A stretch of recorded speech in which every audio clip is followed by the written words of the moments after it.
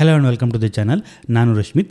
Basics of stock market ಕೋರ್ಸ್ನ ಈ ವಿಡಿಯೋದಲ್ಲಿ ಒಂದಷ್ಟು ಸ್ಟಾಕ್ ಮಾರ್ಕೆಟ್ನ ಬೇಸಿಕ್ಸ್ ಕಾನ್ಸೆಪ್ಟ್ ಬಗ್ಗೆ ತಿಳ್ಕೊಳ್ಳೋಣ. ನೀವೇನಾದರೂ ನಮ್ಮ ಚಾನಲ್ಗೆ ಹೊಸಬರಾಗಿದ್ದರೆ ನಮ್ಮ ಚಾನಲ್ನ ಸಬ್ಸ್ಕ್ರೈಬ್ ಮಾಡ್ಕೊಳ್ಳಿ.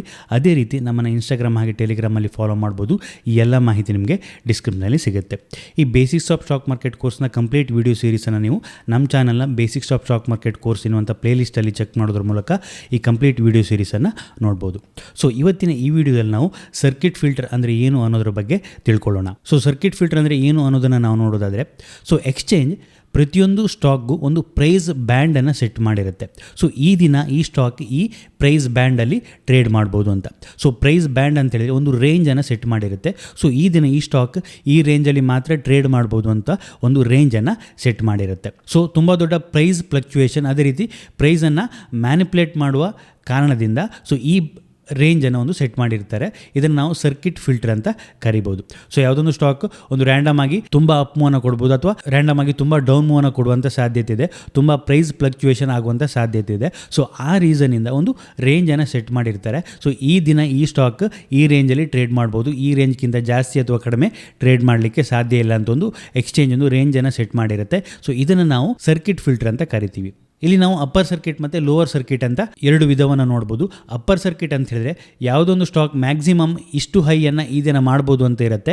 ಸೊ ಆ ಪ್ರೈಸ್ನ ಲೆವೆಲನ್ನು ನಾವು ಅಪ್ಪರ್ ಸರ್ಕ್ಯೂಟ್ ಅಂತ ಕರಿತೀವಿ. ಅದೇ ರೀತಿ ಲೋವರ್ ಸರ್ಕ್ಯೂಟ್ ಅಂತ ಹೇಳಿದ್ರೆ ಮ್ಯಾಕ್ಸಿಮಮ್ ಇಷ್ಟು ಡೌನ್ ಬರ್ಬೋದು, ಲೋವೆಸ್ಟ್ ಇಷ್ಟು ಡೌನ್ ಬರ್ಬೋದು ಅಂತ ಇರುತ್ತೆ ಒಂದು ಸ್ಟಾಕ್ಗೆ. ಸೊ ಆ ಲೋವೆಸ್ಟ್ ಲೆವೆಲನ್ನು ನಾವು ಲೋವರ್ ಸರ್ಕ್ಯೂಟ್ ಅಂತ ಕರಿತೀವಿ. ಸೊ ಅಪ್ಪರ್ ಸರ್ಕ್ಯೂಟ್ ಅಂದರೆ ಮ್ಯಾಕ್ಸಿಮಮ್ ಆ ದಿನ ಈ ಸ್ಟಾಕ್ ಇಷ್ಟು ಹೈಯನ್ನು ಮಾಡ್ಬೋದು ಅಂತ ಇರುತ್ತೆ, ಅದನ್ನು ನಾವು ಅಪ್ಪರ್ ಸರ್ಕ್ಯೂಟ್ ಅಂತ ಕರಿತೀವಿ. ಅದೇ ರೀತಿ ಲೋವರ್ ಸರ್ಕ್ಯೂಟ್ ಅಂತ ಹೇಳಿದ್ರೆ ಮ್ಯಾಕ್ಸಿಮಮ್ ಈ ಸ್ಟಾಕ್ ಈ ದಿನ ಇಷ್ಟು ಡೌನ್ ಬರ್ಬೋದು ಅಥವಾ ಈ ದಿನ ಇಷ್ಟು ಲೋ ಅನ್ನು ಈ ಸ್ಟಾಕ್ ಮಾಡ್ಬೋದು ಅಂತ ಇರುತ್ತೆ. ಸೊ ಅದನ್ನು ನಾವು ಲೋವರ್ ಸರ್ಕ್ಯೂಟ್ ಅಂತ ಕರಿತೀವಿ. ಈ circuit filter cash market stock ಆಗಿ F&O ಸ್ಟಾಕ್ಗೆ ಡಿಫ್ರೆಂಟ್ ಆಗಿದೆ. ಸೊ ನಾವು ಸ್ಟಾಕ್ ಎಕ್ಸ್ಚೇಂಜಲ್ಲಿ ಫ್ಯೂಚರ್ ಆ್ಯಂಡ್ ಆಪ್ಷನ್ ಸೆಗ್ಮೆಂಟ್ ಅಂತ ನೋಡ್ಬೋದು. ಸೊ ಎಕ್ಸ್ಚೇಂಜಲ್ಲಿ ಲಿಸ್ಟ್ ಆಗಿರುವಂಥ ಎಲ್ಲ ಸ್ಟಾಕ್ಗಳು ಈ ಫ್ಯೂಚರ್ ಆ್ಯಂಡ್ ಆಪ್ಷನ್ ಸೆಗ್ಮೆಂಟಲ್ಲಿ ಇರೋದಿಲ್ಲ. ಸೊ ಯಾವ ಸ್ಟಾಕ್ಗಳು ಫ್ಯೂಚರ್ ಆ್ಯಂಡ್ ಆಪ್ಷನ್ ಸೆಗ್ಮೆಂಟಲ್ಲಿ ಇರೋದಿಲ್ಲ ಅವುಗಳನ್ನು ನಾವು ಕ್ಯಾಶ್ ಮಾರ್ಕೆಟ್ ಸ್ಟಾಕ್ ಅಂತ ಕರಿತೀವಿ. ಸೊ ಇವುಗಳು ಫ್ಯೂಚರ್ ಆ್ಯಂಡ್ ಆಪ್ಷನ್ ಸೆಗ್ಮೆಂಟಲ್ಲಿ ಟ್ರೇಡ್ ಆಗ್ತಾ ಇರೋದಿಲ್ಲ, ಕೇವಲ ಕ್ಯಾಶಲ್ಲಿ ಟ್ರೇಡ್ ಆಗ್ತಾ ಇರುತ್ತೆ. ಇವುಗಳನ್ನು ನಾವು ಕ್ಯಾಶ್ ಮಾರ್ಕೆಟ್ ಸ್ಟಾಕ್ ಅಂತ ಕರಿತೀವಿ. ಸೊ ಈ ಕ್ಯಾಶ್ ಮಾರ್ಕೆಟ್ ಸ್ಟಾಕ್ಗಳಲ್ಲಿ ಸೊ 4 ವಿಧವಾದ ಸರ್ಕ್ಯೂಟ್ ಫಿಲ್ಟರ್ಗಳನ್ನು ನಾವು ನೋಡ್ಬೋದು. ಸೊ ಯಾವುದೆಲ್ಲ ಅಂತ ಹೇಳಿದ್ರೆ 20%, 10%, 5%, 2% ಹೀಗೆ 4 ವಿಧವಾದ ಸರ್ಕ್ಯೂಟ್ ಫಿಲ್ಟರನ್ನು ನಾವು ಈ ಕ್ಯಾಶ್ ಮಾರ್ಕೆಟ್ ಸ್ಟಾಕಲ್ಲಿ ನೋಡ್ಬೋದು. ಸೊ ತುಂಬ ಲಿಕ್ವಿಡ್ ಇರುವ ಸ್ಟಾಕ್ಗಳಿಗೆ ಅಂತ ಹೇಳಿದ್ರೆ ತುಂಬ ಹೆಚ್ಚು ವಾಲ್ಯೂಮ್ ಟ್ರೇಡ್ ಆಗ್ತಾ ಇರುತ್ತೆ, ತುಂಬ ಲಿಕ್ವಿಡ್ ಇರುತ್ತೆ. ಲಿಕ್ವಿಡ್ ಅಂತ ಹೇಳಿದ್ರೆ ತುಂಬ ಕ್ವಾಂಟಿಟಿ ಟ್ರೇಡ್ ಆಗುವಂಥ ಸ್ಟಾಕ್ಗಳೇನಿರುತ್ತೆ. ಸೊ ಇವುಗಳಲ್ಲಿ ಸಾಮಾನ್ಯವಾಗಿ 20% ಸರ್ಕ್ಯೂಟ್ ಫಿಲ್ಟರ್ ಇರುತ್ತೆ. ಅಂತ ಹೇಳಿದ್ರೆ ಪ್ರೀವಿಯಸ್ ಕ್ಲೋಸಿಂಗ್ ಪ್ರೈಸ್ಗಿಂತ 20% ಅಪ್ ಆರ್ 20% ಡೌನ್ ಈ ಸ್ಟಾಕ್ಗಳು ಮೂವ್ ಆಗ್ಬೋದು ಅಂತ ಇರುತ್ತೆ. ಅದೇ ರೀತಿ ತುಂಬ ಲೋ ವಾಲ್ಯೂಮಲ್ಲಿ ಟ್ರೇಡ್ ಆಗ್ತಾ ಇರುತ್ತೆ ಅಥವಾ ಕೆಲವೊಂದು ಪೆನಿ ಸ್ಟಾಕ್ಗಳಿರುತ್ತೆ. ಸೊ ಇವುಗಳಲ್ಲಿ 5% ಅಥವಾ 2% ಸರ್ಕ್ಯೂಟ್ ಫಿಲ್ಟರ್ ಇರುತ್ತೆ. ಸೊ ಹಿಂದಿನ ಕ್ಲೋಸಿಂಗ್ ಪ್ರೀವಿಯಸ್ ಡೇ ಕ್ಲೋಸಿಂಗ್ ಏನಾಗಿರುತ್ತೆ ಸೊ ಇದರ ಮೇಲೆ ಈ ಸರ್ಕ್ಯೂಟ್ ಫಿಲ್ಟರ್ ಕ್ಯಾಲ್ಕುಲೇಟ್ ಆಗಿರುತ್ತೆ. ಫಾರ್ ಎಕ್ಸಾಂಪಲ್ ಹಿಂದಿನ ಕ್ಲೋಸಿಂಗ್ ಬೆಲೆ 100 ರೂಪೀಸ್ ಇತ್ತು ಅಂತ ಹೇಳಿದ್ರೆ ಸೊ 20% ಸರ್ಕ್ಯೂಟ್ ಫಿಲ್ಟರ್ ಅಂತ ಹೇಳಿದ್ರೆ 100 ಮೇಲೆ 20% ಅಪ್, ಅದೇ ರೀತಿ 20% ಡೌನ್ ಕ್ಯಾಲ್ಕುಲೇಟ್ ಆಗುತ್ತೆ. ಸೊ ಈ ರೇಂಜಲ್ಲಿ ಆ ದಿನ ಆ ಸ್ಟಾಕ್ ಟ್ರೇಡ್ ಆಗ್ಬೋದು. ಯಾವುದೋ ಸೈಡಲ್ಲಿ ಈ ರೇಂಜ್ ಹಿಟ್ ಆಯಿತು ಅಂತ ಹೇಳಿದ್ರೆ ಅಲ್ಲಿ ಸರ್ಕ್ಯೂಟ್ ಹಿಟ್ ಆಯಿತು ಅಂತ ಹೇಳ್ತೀವಿ, ಅಲ್ಲಿ ಆ ಸ್ಟಾಕಲ್ಲಿ ಟ್ರೇಡಿಂಗ್ ಸ್ಟಾಪ್ ಆಗುತ್ತೆ. ಸೊ ಇಲ್ಲಿ ನಾವು ಎರಡು ಇಮೇಜನ್ನು ನೋಡ್ಬೋದು, ಒಂದು ಟೆಕ್ಸ್ಟ್ ರೇಲ್ ಮತ್ತೊಂದು BPL ಅಂತ. ಸೊ ನಾವಿಲ್ಲಿ ನೋಡ್ಬೋದು ಪ್ರೀವಿಯಸ್ ಕ್ಲೋಸಿಂಗ್ ಪ್ರೈಸ್ 57.3. ಅದೇ ರೀತಿ ಇಲ್ಲಿ ಅಪ್ಪರ್ ಸರ್ಕ್ಯೂಟ್ ಮತ್ತು ಲೋವರ್ ಸರ್ಕ್ಯೂಟ್ ಅಂತ ಇದೆ. ಸೊ ಇದು ನಿಮ್ಮ ಟ್ರೇಡಿಂಗ್ ಅಕೌಂಟಲ್ಲಿ ನೀವು ಮಾರ್ಕೆಟ್ ಡೆಪ್ತನ್ನು ನೋಡಿದಾಗ ಆ ಸ್ಟಾಕ್ನ ಡೀಟೇಲ್ಸನ್ನು ಚೆಕ್ ಮಾಡಿದಾಗ ನಿಮ್ಮ ಟ್ರೇಡಿಂಗ್ ಅಕೌಂಟಲ್ಲಿ ಸೊ ಈ ಅಪ್ಪರ್ ಸರ್ಕ್ಯೂಟ್ ಅದೇ ರೀತಿ ಲೋವರ್ ಸರ್ಕ್ಯೂಟ್ ಲೆವೆಲ್ಗಳು ನಿಮಗೆ ತೋರಿಸುತ್ತೆ. ಸೊ ಅಪ್ಪರ್ ಸರ್ಕ್ಯೂಟ್ 68.75, ಅದೇ ರೀತಿ ಲೋವರ್ ಸರ್ಕ್ಯೂಟ್ 45.85 ಅಂತ ಇದೆ. ಸೊ ಇದು 20% ಸರ್ಕ್ಯೂಟ್ ಫಿಲ್ಟರ್ ಇರುವಂಥದ್ದು. ಈ ಪ್ರೀವಿಯಸ್ ಕ್ಲೋಸಿಂಗ್ ಪ್ರೈಸ್ನ ಮೇಲೆ ಕ್ಯಾಲ್ಕುಲೇಟ್ ಆಗುವಂಥದ್ದು. ಈ ಪ್ರೀವಿಯಸ್ ಕ್ಲೋಸಿಂಗ್ ಪ್ರೈಸ್ಗೆ 20% ಆ್ಯಡ್ ಮಾಡಿದಾಗ ನಮಗೆ 68.75 ಬರ್ತದೆ. ಅದೇ ರೀತಿ 20% ಮೈನಸ್ ಮಾಡಿದಾಗ 45.85 ಬರ್ತದೆ. ಸೊ ಈ ದಿನ ಸ್ಟಾಕ್ ಈ 20% ರೇಂಜಲ್ಲಿ ಟ್ರೇಡ್ ಆಗ್ಬೋದು. ಡೌನ್ ಸೈಡಲ್ಲಿ 45.85, ಅದೇ ರೀತಿ ಅಪ್ ಸೈಡಲ್ಲಿ 68.75 ರೇಂಜಲ್ಲಿ ಟ್ರೇಡ್ ಆಗ್ಬೋದು. ಇನ್ ಕೇಸ್ ಅಪ್ ಸೈಡಲ್ಲಿ 68.75 ರೇಂಜನ್ನು ಹಿಟ್ ಆಯಿತು ಅಂತ ಹೇಳಿದ್ರೆ ಅಲ್ಲಿ ಅಪ್ ಸೈಡಲ್ಲಿ ಅಪ್ಪರ್ ಸರ್ಕ್ಯೂಟ್ ಹಿಟ್ ಆಗುತ್ತೆ, ಅಲ್ಲಿ ಟ್ರೇಡಿಂಗ್ ಸ್ಟಾಪ್ ಆಗುತ್ತೆ. ನೆಕ್ಸ್ಟ್ ಇಲ್ಲಿ ಇನ್ನೊಂದು ಇಮೇಜನ್ನು ನೋಡ್ಬೋದು, BPL ಸ್ಟಾಕ್. ಇದರ ಸರ್ಕ್ಯೂಟ್ ಫಿಲ್ಟರ್ ಇರುವಂಥದ್ದು 5%. ನೀವು ಇಲ್ಲಿ ನೋಡ್ಬೋದು previous closing price 78.25, next upper circuit 82.15, ಅದೇ ರೀತಿ ಲೋವರ್ ಸರ್ಕ್ಯೂಟ್ 74.35 ಇದೆ. ಸೊ 5%ನ ರೇಂಜಲ್ಲಿದೆ. ಸೊ ಈ ಸ್ಟಾಕಲ್ಲಿ ಒಂದು ಪ್ರೈಸ್ ಫ್ಲಕ್ಚುಯೇಷನ್ ಜಾಸ್ತಿ ಇರೋದ್ರಿಂದ ರ್ಯಾಂಡಮ್ ಆಗಿ ಪ್ರೈಸ್ ಮೇ ಬಿ ಮೂವ್ ಆಗ್ತಾ ಇರೋದ್ರಿಂದ ಇಲ್ಲಿ ಸರ್ಕಿಟ್ ಲೆವೆಲ್ ಅನ್ನು 5%ಗೆ ಇಟ್ಟಿದ್ದಾರೆ. ಸೊ ಇದು ಎಕ್ಸ್ಚೇಂಜ್ ಡಿಸೈಡ್ ಮಾಡುವಂತ ಲೆವೆಲ್ ಆಗುತ್ತೆ. ಸೊ ಟೈಮ್ ಟು ಟೈಮ್ ಇದರಲ್ಲಿ ಎಕ್ಸ್ಚೇಂಜ್ ಚೇಂಜಸ್ ಮಾಡ್ತಾ ಹೋಗುತ್ತೆ. ಕೆಲವೊಮ್ಮೆ ಈ ಸರ್ಕಿಟ್ ಫಿಲ್ಟರ್ನ ಜಾಸ್ತಿ ಮಾಡ್ಬೋದು, 5% ಇದ್ದದನ್ನು ಕೆಲವು ಸ್ಟಾಕ್ಗಳಲ್ಲಿ ಒಂದಷ್ಟು ಟ್ರೇಡಿಂಗ್ ಆದ ನಂತರ 10%ಗೆ ಜಾಸ್ತಿ ಮಾಡ್ಬೋದು, ಅಥವಾ 10% ಇದ್ದ ಸರ್ಕಿಟ್ ಫಿಲ್ಟರ್ನ ಇಲ್ಲಿ ಪ್ರೈಸ್ ಫ್ಲಕ್ಚುಯೇಷನ್ ಜಾಸ್ತಿ ಆಗ್ತಿದೆ ಅಂತ ಕಡಿಮೆ ಮಾಡ್ಬೋದು. ಇದು ಎಕ್ಸ್ಚೇಂಜ್ನ ಡಿಸಿಷನ್ ಆಗಿರುತ್ತೆ. ಈ ರೀತಿ ಪ್ರತಿಯೊಂದು ಸ್ಟಾಕ್ಗಳಿಗೂ ಒಂದೊಂದು ಸರ್ಕಿಟ್ ಫಿಲ್ಟರ್ ಇರುತ್ತೆ. ಆ ದಿನ ಆ ಸ್ಟಾಕ್ ಆ ರೇಂಜಲ್ಲಿ ಟ್ರೇಡ್ ಆಗ್ಬೋದು ಅಂತ ಇದು ಸಜೆಸ್ಟ್ ಮಾಡುತ್ತೆ. ಸೊ ಅಪ್ಪರ್ ಸರ್ಕಿಟ್ ಯಾವುದೋ ಒಂದು ಸ್ಟಾಕಲ್ಲಿ ಹಿಟ್ ಆಯಿತು ಅಂತ ಹೇಳಿದ್ರೆ ಅಲ್ಲಿ ಕೇವಲ ಖರೀದಿದಾರರು ಇರ್ತಾರೆ. ಅದೇ ರೀತಿ ಲೋವರ್ ಸರ್ಕಿಟ್ ಯಾವುದೊಂದು ಸ್ಟಾಕಲ್ಲಿ ಲೋವರ್ ಸರ್ಕಿಟ್ ಹಿಟ್ ಆಯಿತು ಅಂತ ಹೇಳಿದ್ರೆ ಅಲ್ಲಿ ಕೇವಲ ಮಾರಾಟಗಾರರು ಸೆಲ್ಲರ್ಸ್ ಮಾತ್ರ ಇರ್ತಾರೆ. ಸೊ ಹಾಗಾಗಿ ಅಲ್ಲಿ ಟ್ರೇಡಿಂಗ್ ನಡೆಯೋದಿಲ್ಲ.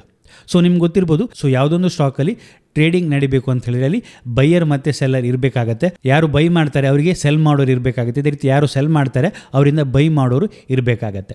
ಸೊ ಇಲ್ಲಿ ನೀವು 2 ಇಮೇಜನ್ನು ನೋಡ್ಬೋದು. ಸೊ ಇದರಲ್ಲಿ ಅಪ್ಪರ್ ಸರ್ಕಿಟ್ ಹಿಟ್ ಆಗಿದೆ, ಇಲ್ಲಿ ಬಿಡ್ ಮತ್ತು ಆಫರ್ಸ್ ಅಂತ ನಾವು ನೋಡ್ಬೋದು. ಈ ಆಫರ್ ಸೈಡಲ್ಲಿ ಯಾವುದೇ ಕ್ವಾಂಟಿಟಿ ಇಲ್ಲ, ಕ್ವಾಂಟಿಟಿ 0 ತೋರಿಸ್ತಾ ಇದೆ ಅಂತ ಹೇಳಿದ್ರೆ ಇಲ್ಲಿ ಇದು 10% ಅಪ್ಪರ್ ಸರ್ಕಿಟನ್ನು ಹಿಟ್ ಮಾಡಿದೆ ಈ ಸ್ಟಾಕ್. ಸೊ ಇಲ್ಲಿ ಯಾರು ಸೆಲ್ ಮಾಡಲಿಕ್ಕೆ ಆರ್ಡ್ರನ್ನು ಪ್ಲೇಸ್ ಮಾಡ್ತಾ ಇಲ್ಲ. ಸೊ ಇಲ್ಲಿ ನಾವು ಬಿಡ್ಡನ್ನು ನೋಡಿದರೆ, ಸೊ ಬಿಡ್ಡಲ್ಲಿ ಆರ್ಡರ್ ಇದೆ ಅಂತ ಹೇಳಿದ್ರೆ ಬೈ ಮಾಡಲಿಕ್ಕೆ ಆರ್ಡರ್ನ ಪ್ಲೇಸ್ ಮಾಡಿ ಇಟ್ಟಿದ್ದಾರೆ, ಸೆಲ್ ಮಾಡಲಿಕ್ಕೆ ಆರ್ಡರ್ನ ಪ್ಲೇಸ್ ಮಾಡಿಲ್ಲ. ಸೊ ಯಾವುದೊಂದು ಸ್ಟಾಕಲ್ಲಿ ಪ್ರೈಸ್ ಮೂವ್ಮೆಂಟ್ ಹೇಗೆ ಆಗುತ್ತೆ ಅಂತ ಕೇಳಿದ್ರೆ ನಾನು ಹಿಂದಿನ ವಿಡಿಯೋದಲ್ಲಿ ಆಲ್ರೆಡಿ ಎಕ್ಸ್ಪ್ಲೇನ್ ಮಾಡಿರ್ತೀನಿ ಇದನ್ನು. ಸೊ ಡಿಮಾಂಡ್ ಜಾಸ್ತಿ ಆದಾಗ ಏನಾಗುತ್ತೆ, ಪ್ರೈಸ್ ಇನ್ಕ್ರೀಸ್ ಆಗ್ತಾ ಹೋಗುತ್ತೆ. ಸೊ ಯಾವುದೊಂದು ಸ್ಟಾಕಲ್ಲಿ ಡಿಮಾಂಡ್ ಜಾಸ್ತಿ ಇತ್ತು, ಹೆಚ್ಚಿನ ಜನ ಅದನ್ನು ಬೈ ಮಾಡ್ತಿದ್ರೆ ಅಲ್ಲಿ ಡಿಮಾಂಡ್ ಇನ್ಕ್ರೀಸ್ ಆಗ್ತಾ ಹೋಗುತ್ತೆ. ಅದೇ ರೀತಿ ಸೆಲ್ಲರ್ ಕಡಿಮೆ ಇದ್ದಾರೆ ಅಂತ ಹೇಳಿದ್ರೆ ಅಲ್ಲಿ ಸಪ್ಲೈ ಕಡಿಮೆ ಆಗ್ತಾ ಹೋಗುತ್ತೆ. ಹಾಗೆ ಹೆಚ್ಚೆಚ್ಚು ಡಿಮಾಂಡ್ ಬಂದಾಗ ಪ್ರೈಸ್ ರೈಸ್ ಆಗ್ತಾ ಹೋಗುತ್ತೆ. ಸೊ ಯಾವುದೊಂದು ಪಾಯಿಂಟ್ ಆಫ್ ಟೈಮಲ್ಲಿ ಇದು ಈ ಅಪ್ಪರ್ ಸರ್ಕಿಟ್ ಲೆವೆಲನ್ನು ಹಿಟ್ ಮಾಡುತ್ತೆ. ಸೊ ನಾವಿಲ್ಲಿ ನೋಡ್ಬೋದು 18.15 upper circuit. So latest price 18.15. So demand ಜಾಸ್ತಿಯಾಗಿ ಈ 18.15 ಅಪ್ಪರ್ ಸರ್ಕಿಟ್ ಲೆವೆಲನ್ನು ಹಿಟ್ ಆಗುತ್ತೆ. ಸೊ ಆಗ ಇಲ್ಲಿ ಟ್ರೇಡಿಂಗ್ ಸ್ಟಾಪ್ ಆಗುತ್ತೆ, ಟ್ರೇಡಿಂಗ್ ಆಗೋದು ಸ್ಟಾಪ್ ಆಗುತ್ತೆ ಆ ದಿನಕ್ಕೆ. ಸೊ ಇಲ್ಲಿ ಯಾವುದೇ ಸೆಲ್ಲರ್ ಇಲ್ಲ ಅಥವಾ ಸೆಲ್ ಆರ್ಡರ್ಗಳಿಲ್ಲ ಅಂತ ಹೇಳ್ಬೋದು, ಕೇವಲ ಆ ಸ್ಟಾಕನ್ನು ಎಲ್ಲರೂ ಬೈ ಮಾಡ್ಲಿಕ್ಕೆ ನೋಡ್ತಾ ಇದ್ದಾರೆ. ಸೊ ಆ ರೀಸನಿಂದ ಅಪ್ಪರ್ ಸರ್ಕಿಟ್ ಹಿಟ್ ಆಗಿದೆ. ಹಾಗಾಗಿ ಇದು ಈ ಸ್ಟಾಕಲ್ಲಿ ಆ ದಿನ ಟ್ರೇಡಿಂಗನ್ನು ಸ್ಟಾಪ್ ಮಾಡ್ತಾರೆ. ಸೊ ನೆಕ್ಸ್ಟ್ ಇನ್ನೊಂದು ಸ್ಟಾಕನ್ನು ನೋಡ್ಬೋದು, ಇದು ಲೋವರ್ ಸರ್ಕಿಟ್ ಹಿಟ್ ಆಗಿರುವಂಥದ್ದು. ಸೊ 6.25 ಅಪ್ಪರ್ ಸರ್ಕಿಟ್, ಅದೇ ರೀತಿ 5.15 ಲೋವರ್ ಸರ್ಕಿಟ್. ಸೊ ಇಲ್ಲಿ ಏನಾಗುತ್ತೆ, ಈ ದಿನ ಈ ಸ್ಟಾಕಲ್ಲಿ ಹೆಚ್ಚಿನ ಜನ ಇದನ್ನು ಸೆಲ್ ಮಾಡಬೇಕು ಅಂತ ನೋಡ್ತಾ ಇರ್ತಾರೆ. ಸೊ ಮೇ ಬಿ ಒಂದು ನೆಗೆಟಿವ್ ನ್ಯೂಸ್ ಇರ್ಬೋದು, ಏನೊಂದು ನೆಗೆಟಿವ್ ಇಂಪ್ಯಾಕ್ಟ್ ಈ ಸ್ಟಾಕ್ನ ಮೇಲೆ ಬಂದಿರ್ಬೋದು. ಆ ರೀಸನಿಂದ ಈ ದಿನ ಈ ಸ್ಟಾಕನ್ನು ಬೈ ಮಾಡಲಿಕ್ಕೆ ಯಾರು ರೆಡಿ ಇರೋದಿಲ್ಲ, ತನ್ನಲ್ಲಿರುವ ಸ್ಟಾಕ್ಗಳನ್ನೆಲ್ಲರೂ ಸೆಲ್ ಮಾಡಲಿಕ್ಕೆ ಟ್ರೈ ಮಾಡ್ತಾ ಇರ್ತಾರೆ. ಆ ರೀಸನಿಂದ ಇಲ್ಲಿ ಸಪ್ಲೈ ಜಾಸ್ತಿ ಆಗುತ್ತೆ, ಸೆಲ್ ಆರ್ಡರ್ಗಳು ಮಾತ್ರ ಜಾಸ್ತಿ ಆಗ್ತಾ ಹೋಗುತ್ತೆ. ಸೊ ಯಾವುದೊಂದು ಪಾಯಿಂಟಲ್ಲಿ ಪ್ರೈಸ್ ಡೌನ್ ಬಂದು ಈ ಲೋವರ್ ಸರ್ಕಿಟ್ ಲೆವೆಲನ್ನು ಹಿಟ್ ಆಗುತ್ತೆ. ಆಗ ಏನಾಗುತ್ತೆ, ಇಲ್ಲಿ ಟ್ರೇಡಿಂಗ್ ಸ್ಟಾಪ್ ಆಗುತ್ತೆ. ಸೊ ಆಗ ಇಲ್ಲಿ ಯಾವುದೇ ಬೈಯರ್ ಇರೋದಿಲ್ಲ. ಸೊ ಹಾಗಾಗಿ ನಿಮಗೆ ಈ ದಿನ ಯಾವುದೊಂದು ಸ್ಟಾಕ್ ಲೋವರ್ ಸರ್ಕಿಟ್ ಹಿಟ್ ಆಯಿತು ಅಂತ ಹೇಳಿದ್ರೆ ಅಲ್ಲಿ ನಿಮಗೆ ಆ ಸ್ಟಾಕನ್ನು ಸೆಲ್ ಮಾಡಲಿಕ್ಕೆ ಆಗೋದಿಲ್ಲ, ಯಾಕಂತೇಳಿ ಅಲ್ಲಿ ಯಾವುದೇ ಬೈಯರ್ ಇರೋದಿಲ್ಲ. ಹಾಗಾಗಿ ನೀವು ಲೋವರ್ ಸರ್ಕಿಟ್ ಹಿಟ್ ಆದ ಸ್ಟಾಕಲ್ಲಿ ನಿಮಗೆ ಅದನ್ನು ಟ್ರೇಡಿಂಗ್ ಮಾಡಲಿಕ್ಕೆ ಆಗೋದಿಲ್ಲ, ನಿಮಗೆ ಅಲ್ಲಿ ಸ್ಟಾಕನ್ನು ಸೆಲ್ ಮಾಡಲಿಕ್ಕೆ ಆಗೋದಿಲ್ಲ, ಯಾಕಂತೇಳಿ ಅಲ್ಲಿ ಯಾವುದೇ ಬೈಯರ್ ಅವೈಲೇಬಲ್ ಇರೋದಿಲ್ಲ. ಅದೇ ರೀತಿ ಯಾವುದೊಂದು ಸ್ಟಾಕ್ ಅಪ್ಪರ್ ಸರ್ಕಿಟ್ ಹಿಟ್ ಆಯಿತು ಅಂತ ಹೇಳಿದ್ರೆ ಅದನ್ನು ನೀವು ಬೈ ಮಾಡಲಿಕ್ಕೆ ಆಗೋದಿಲ್ಲ, ಯಾಕಂತ ಹೇಳಿದ್ರೆ ಅಲ್ಲಿ ಯಾವುದೇ ಸೆಲ್ಲರ್ ಇರೋದಿಲ್ಲ. ಎಲ್ಲರೂ ಬೈ ಮಾಡಲಿಕ್ಕೆ ನೋಡ್ತಾ ಇರ್ತಾರೆ, ಬಟ್ ಸೆಲ್ಲರ್ ಇರೋದಿಲ್ಲ ಅಥವಾ ಸೆಲ್ ಆರ್ಡರ್ಗಳು ಅಲ್ಲಿ ಅವೈಲೇಬಲ್ ಇರೋದಿಲ್ಲ. ಆ ಕಾರಣದಿಂದ ಅಲ್ಲಿ ನಿಮಗೆ ಅದನ್ನು ಬೈ ಮಾಡಲಿಕ್ಕೆ ಆಗೋದಿಲ್ಲ. ಸೊ ನೆಕ್ಸ್ಟ್ ನೀವೊಂದು ಚಾರ್ಟನ್ನು ನೋಡ್ತಾ ಇದ್ದೀರಿ. ಸೊ ಇದು ಮೇ ಬಿ ಒಂದು ಪೆನಿ ಸ್ಟಾಕ್ ಇರ್ಬೋದು. ಸೊ ಇಲ್ಲಿ ನೀವು ಈ ಚಾರ್ಟಲ್ಲಿ ಈ ಡಾಟ್ ಅಥವಾ ಲೈನ್ ಸ್ಮಾಲ್ ಲೈನ್ ನೋಡ್ತಾ ಇದ್ದೀರಿ, ಪ್ರತಿದಿನ ಅಪ್ ಹೋಗ್ತಾ ಇದೆ ಒಂದು small line.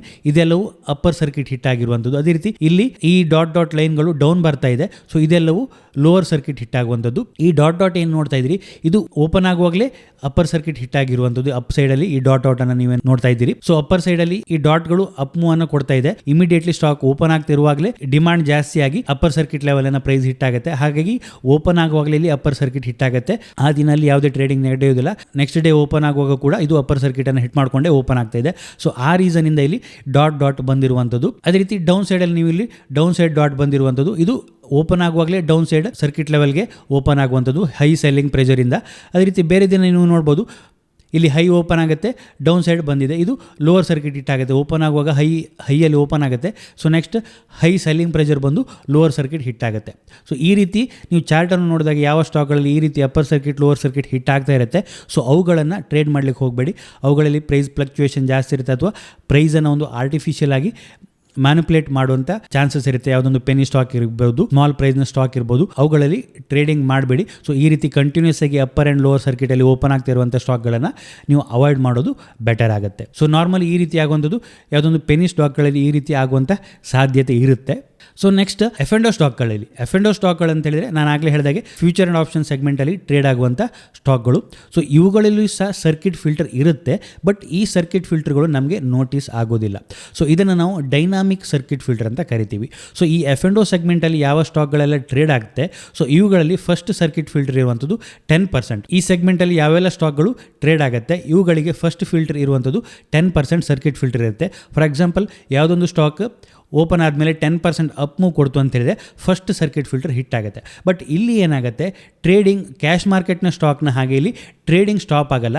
So immediately next 5%ನ ಸರ್ಕಿಟ್ ಓಪನ್ ಆಗುತ್ತೆ. ಸೊ 10% ಸರ್ಕಿಟ್ ಹಿಟ್ ಆದ ನಂತರ ಇಮಿಡಿಯೇಟ್ಲಿ ನೆಕ್ಸ್ಟ್ 5%ನ ಸರ್ಕಿಟ್ ಓಪನ್ ಆಗುತ್ತೆ. ನೆಕ್ಸ್ಟ್ ಅಲ್ಲಿ ಟ್ರೇಡಿಂಗ್ ಕಂಟಿನ್ಯೂ ಆಗುತ್ತೆ. ಸೊ ಹೀಗೆ ನೆಕ್ಸ್ಟ್ 5% ಹಿಟ್ ಆದ ನಂತರ ಅದರ ನೆಕ್ಸ್ಟ್ 5% ಓಪನ್ ಆಗ್ತಾ ಹೋಗುತ್ತೆ. ಇಲ್ಲಿ ಟ್ರೇಡಿಂಗ್ ಸ್ಟಾಪ್ ಆಗೋದಿಲ್ಲ. ಸರ್ಕಿಟ್ ಹಿಟ್ ಆಗ್ತಾ ಹೋದಾಗೆ ನೆಕ್ಸ್ಟ್ 5%ನ ಸರ್ಕಿಟ್ ಓಪನ್ ಆಗ್ತಾ ಹೋಗೋದ್ರಿಂದ ಇಲ್ಲಿ ನಮಗೆ ಸರ್ಕಿಟ್ ಇದೆ ಅನ್ನೋದು ಗೊತ್ತಾಗೋದಿಲ್ಲ. ಇಲ್ಲಿ ಟ್ರೇಡಿಂಗ್ ಸ್ಟಾಪ್ ಆಗೋದು ಗೊತ್ತಾಗೋದಿಲ್ಲ. ಹೀಗೆ ಸರ್ಕಿಟ್ ಕಂಟಿನ್ಯೂ ಆಗ್ತಾ ಹೋಗೋದ್ರಿಂದ ಇಲ್ಲಿ ಟ್ರೇಡಿಂಗ್ ಸ್ಟಾಪ್ ಆಗೋದಿಲ್ಲ. ಸೊ ಹಾಗಾಗಿ ಎಫ್&ಓ ಸೆಗ್ಮೆಂಟಲ್ಲಿ ಇರುವ ಸ್ಟಾಕ್ಗಳು ಎಷ್ಟು % ಕೂಡ ಅಪ್ ಆರ್ ಡೌನ್ ಮೂವನ್ನು ಕೊಡ್ಬೋದು. ಇದಕ್ಕೆ ಯಾವುದೇ ರಿಸ್ಟ್ರಿಕ್ಷನ್ ಇಲ್ಲ. ಬಟ್ ಕ್ಯಾಶ್ ಸೆಗ್ಮೆಂಟ್ ಸ್ಟಾಕ್ಗಳಿಗೆ ರಿಸ್ಟ್ರಿಕ್ಷನ್ ಇದೆ. ಮ್ಯಾಕ್ಸಿಮಮ್ 20% ಸರ್ಕಿಟ್ ಫಿಲ್ಟರ್ ಇರುವಂಥದ್ದು, ಮಿನಿಮಮ್ 2% ಸರ್ಕಿಟ್ ಫಿಲ್ಟರ್ ಇರುವಂಥದ್ದು. ಇದು ಬೇರೆ ಬೇರೆ ಸ್ಟಾಕ್ನ ಮೂವ್ಮೆಂಟ್ಗೆ ಅನುಗುಣವಾಗಿ ಡಿಪೆಂಡ್ ಆಗುತ್ತೆ. ಬಟ್ ಎಫ್&ಓ ಸ್ಟಾಕ್ಗಳಲ್ಲಿ ಎಲ್ಲ ಸ್ಟಾಕ್ಗಳಿಗೂ ಸೇಮ್ ಇರುತ್ತೆ. ಸೊ ಫಸ್ಟ್ 10%, ಸೊ 10% ಹಿಟ್ ಆದ ನಂತರ ನೆಕ್ಸ್ಟ್ 5%ನ ಸರ್ಕಿಟ್ ಓಪನ್ ಆಗ್ತಾ ಹೋಗುತ್ತೆ. ಹಾಗಾಗಿ ಈ ಸರ್ಕಿಟ್ ಫಿಲ್ಟರ್ ಹಿಟ್ ಆದಂಥದ್ದು ನಮಗೆ ನೋಟಿಸ್ ಆಗೋದಿಲ್ಲ. ಸೊ ನೆಕ್ಸ್ಟ್ ಸ್ಟಾಕ್ ಆದ ನಂತರ ಇಂಡೆಕ್ಸ್ ಅಲ್ಲಿಯೂ ಕೂಡ ಈ ಸರ್ಕಿಟ್ ಫಿಲ್ಟರ್ ಇದೆ. ಸೊ ನಿಫ್ಟಿ, ಸೆನ್ಸೆಕ್ಸ್ ಈ ರೀತಿಯ ಇಂಡೆಕ್ಸ್ ನಲ್ಲಿ ಕೂಡ ಸರ್ಕಿಟ್ ಫಿಲ್ಟರ್ ಇದೆ. ಸೊ ಫಸ್ಟ್ 10% ಸರ್ಕಿಟ್ ಫಿಲ್ಟರ್ ಇರುತ್ತೆ.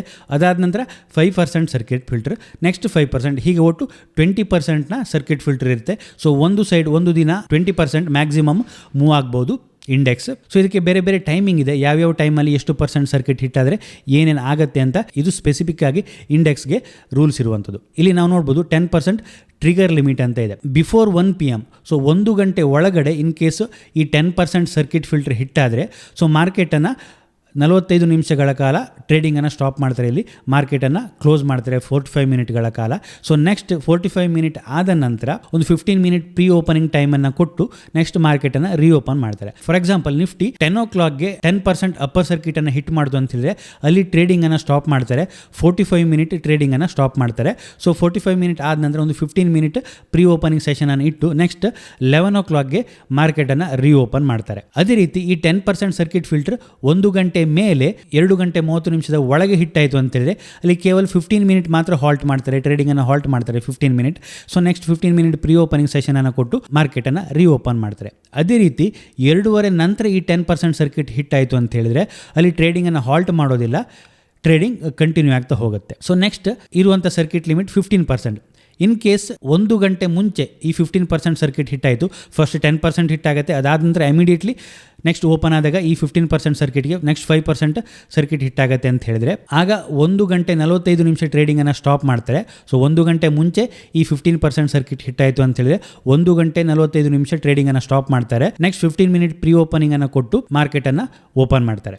ಅದೇ ರೀತಿ 1 ಗಂಟೆ ಮತ್ತು 2 ಗಂಟೆಯ ಮಧ್ಯೆ ಈ 15% ಸರ್ಕಿಟ್ ಹಿಟ್ ಆಯಿತು ಅಂತ ಹೇಳಿದರೆ ಅಲ್ಲಿ 45 ನಿಮಿಷಗಳ ಕಾಲ ಮಾರ್ಕೆಟನ್ನು ಹಾಲ್ಟ್ ಮಾಡ್ತಾರೆ, ಟ್ರೇಡಿಂಗನ್ನು ಹಾಲ್ಟ್ ಮಾಡ್ತಾರೆ. So next 15 minute pre opening ಸೆಷನನ್ನು ಕೊಟ್ಟು ಮಾರ್ಕೆಟನ್ನು ಓಪನ್ ಮಾಡ್ತಾರೆ. ಅದೇ ರೀತಿ 2 ಗಂಟೆ ನಂತರ ಈ 15% ಸರ್ಕಿಟ್ ಹಿಟ್ ಆಯಿತು ಅಂತ ಹೇಳಿದರೆ ಅಲ್ಲಿ ಕಂಪ್ಲೀಟ್ ಆಗಿ ಮಾರ್ಕೆಟನ್ನು ಕ್ಲೋಸ್ ಮಾಡ್ತಾರೆ. ಆ ದಿನ ಮಾರ್ಕೆಟನ್ನು ಮತ್ತೆ ರೀಓಪನ್ ಮಾಡೋದಿಲ್ಲ. ಫಸ್ಟ್ 10% ಸರ್ಕಿಟ್ ಹಿಟ್ ಆಗುತ್ತೆ, ಅದಾದ ನಂತರ ಮಾರ್ಕೆಟ್ ರೀಓಪನ್ ಆದಾಗ ನೆಕ್ಸ್ಟ್ 5% ಹಿಟ್ ಆಗುತ್ತೆ. 15% up side move, one side move ಅಥವಾ 15% ಡೌನ್ ಸೈಡ್ ಮೂವ್ ಅನ್ನು, ಒನ್ ಸೈಡ್ ಮೂವನ್ನು ಕೊಡ್ತು ಅಂತ ಹೇಳಿದ್ರೆ 2 ಗಂಟೆ ನಂತರ ಇಲ್ಲಿ ಆ ದಿನ ಮಾರ್ಕೆಟನ್ನು ಸ್ಟಾಪ್ ಮಾಡ್ತಾರೆ. ಸೊ ನೆಕ್ಸ್ಟ್ ಇರುವಂಥದ್ದು 20% circuit limit. So first 10% hit ಆಗುತ್ತೆ, ಹಿಟ್ ಆದ ನಂತರ ಮಾರ್ಕೆಟನ್ನು ಸ್ಟಾಪ್ ಮಾಡಿ ಮಾರ್ಕೆಟನ್ನು ರೀಓಪನ್ ಮಾಡ್ತಾರೆ. ಸೊ ನೆಕ್ಸ್ಟ್ 5% ಹಿಟ್ ಆಗುತ್ತೆ, ಅಗೇನ್ ರೀಓಪನ್ ಆದಾಗ ಅನದರ್ 5% ಹಿಟ್ ಆಗುತ್ತೆ ಅಂತ ಹೇಳಿದ್ರೆ ಈ 20% ಯಾವ ಟೈಮಲ್ಲಿ ಬೇಕಾದರೂ ಹಿಟ್ ಆದರೂ ಕೂಡ ಅಲ್ಲಿ ಮಾರ್ಕೆಟನ್ನು ಸ್ಟಾಪ್ ಮಾಡ್ತಾರೆ, ಆ ದಿನ ಟ್ರೇಡಿಂಗನ್ನು ಸ್ಟಾಪ್ ಮಾಡ್ತಾರೆ. ದಿನದ ಯಾವುದೇ ಟೈಮಲ್ಲಿ ಈ 20% ಸರ್ಕಿಟ್ ಲಿಮಿಟನ್ನು ಇಂಡೆಕ್ಸ್ ಬ್ರೀಚ್ ಮಾಡ್ತು ಅಂತ ಹೇಳಿದರೆ ಅಲ್ಲಿ ನೆಕ್ಸ್ಟ್ ಟ್ರೇಡಿಂಗನ್ನು ಆ ದಿನಕ್ಕೆ ಸ್ಟಾಪ್ ಮಾಡ್ತಾರೆ. ಸೊ ಇದಿಷ್ಟು ಇಂಡೆಕ್ಸ್ನಲ್ಲಿ ಇರುವಂಥ ಫಿಲ್ಟರ್ಗಳು. ಈ ರೀತಿ ಸರ್ಕಿಟ್ ಫಿಲ್ಟರ್ ಇಂಡೆಕ್ಸಲ್ಲಿ ಅಪ್ಲೈ ಆಗುತ್ತೆ. ಇಂಡೆಕ್ಸಲ್ಲಿ ನಾರ್ಮಲಿ ಈ ಸರ್ಕಿಟ್ ಫಿಲ್ಟರ್ ನೋಡ್ಲಿಕ್ಕೆ ಸಿಗೋದಿಲ್ಲ. ಯಾವಾಗಲಾದರೂ ಒಮ್ಮೆ ಸಿಗುತ್ತೆ. ಈ ಹಿಂದೆ ಲಾಸ್ಟ್ ಟೈಮ್ ನೀವು ನಿಫ್ಟಿಯಲ್ಲಿ ಯಾವಾಗ ಸರ್ಕಿಟನ್ನು ನೋಡಿದ್ರಿ ಅಂತ ಹೇಳಿದರೆ ಕೊರೋನಾ ಫಾಲ್ ಆದಾಗ, ಕೋವಿಡ್ ಫಾಲ್ ಆದಾಗ, ಐ ಥಿಂಕ್ 13th March 2020ಯಲ್ಲಿ 10% ಲೋವರ್ ಸರ್ಕಿಟನ್ನು ಹಿಟ್ ಆಗುತ್ತೆ ನಿಫ್ಟಿ. 10 PM ಒಳಗೆ 10% ಲೋವರ್ ಸರ್ಕಿಟನ್ನು 10 ಗಂಟೆ ಒಳಗೆ ಹಿಟ್ ಮಾಡುತ್ತೆ ನಿಫ್ಟಿ. ಆಗ 45 ಮಿನಿಟ್ಗಳ ಕಾಲ ಮಾರ್ಕೆಟನ್ನು ಸ್ಟಾಪ್ ಮಾಡ್ತಾರೆ. ಸೊ ನೆಕ್ಸ್ಟ್ 15 ಮಿನಿಟ್ ಪ್ರೀ ಓಪನನ್ನು ಕೊಟ್ಟು ಮಾರ್ಕೆಟನ್ನು ಓಪನ್ ಮಾಡ್ತಾರೆ. ಆಗ ಮಾರ್ಕೆಟಲ್ಲಿಂದ 10% ಲೋವರ್ ಸರ್ಕಿಟಿಂದ ಒಂದು ಬೌನ್ಸನ್ನು ಕೊಡುತ್ತೆ, ಒಂದು ಅಪ್ ಮೂವನ್ನು ಕೊಡುತ್ತೆ. ಸೊ ಹಾಗಾಗಿ ಇಂಡೆಕ್ಸಲ್ಲಿ ನಾವು ಯಾವಾಗಲೂ ನೋಡ್ಲಿಕ್ಕೆ ಸಿಗೋದಿಲ್ಲ. ತುಂಬ ಏನಾದರೂ ದೊಡ್ಡ ಈವೆಂಟ್ ಇದ್ದಾಗ ಮಾತ್ರ ಈ ಸರ್ಕಿಟ್ ಫಿಲ್ಟರ್, ಅಥವಾ ತುಂಬ ಏನಾದರೂ ನೆಗೆಟಿವ್ ನ್ಯೂಸ್ ಅಥವಾ ಭಾರಿ ದೊಡ್ಡ ಪಾಸಿಟಿವ್ ನ್ಯೂಸ್ ಇದ್ದಾಗ ಈ ರೀತಿಯ ಸರ್ಕಿಟ್ ಫಿಲ್ಟರ್ ಇಂಡೆಕ್ಸಲ್ಲಿ ಹಿಟ್ ಆಗುತ್ತೆ. ಸೊ ಹಾಗಾಗಿ ನಾರ್ಮಲ್ ಡೇಸಲ್ಲಿ ಈ ಸರ್ಕಿಟ್ ಫಿಲ್ಟರ್ ಇಂಡೆಕ್ಸಲ್ಲಿ ಹಿಟ್ ಆಗೋದಿಲ್ಲ. ಸೊ ಇದಿಷ್ಟು ಸರ್ಕಿಟ್ ಫಿಲ್ಟರ್ನ ಬಗ್ಗೆ. ಸೊ ನೆಕ್ಸ್ಟ್ ವೀಡಿಯೋದಲ್ಲಿ ಇನ್ನೊಂದು ಕಾನ್ಸೆಪ್ಟ್ ಬಗ್ಗೆ ತಿಳ್ಕೊಳ್ಳೋಣ. ನಿಮ್ಗೆ ಏನಾದರೂ ಈ ವಿಡಿಯೋ ಇಷ್ಟ ಆಗಿದ್ರೆ ಲೈಕ್ ಮಾಡಿ, ನಿಮ್ಮ ಸಜೆಷನ್ಸನ್ನು ಕಮೆಂಟ್ ಮಾಡಿ. ಇನ್ನೂ ಹೆಚ್ಚಿನ ವೀಡಿಯೋಗಳಿಗಾಗಿ ನಮ್ಮ ಯೂಟ್ಯೂಬ್ ಚಾನಲ್ನ ಸಬ್ಸ್ಕ್ರೈಬ್ ಮಾಡ್ಕೊಳ್ಳಿ. Thank you.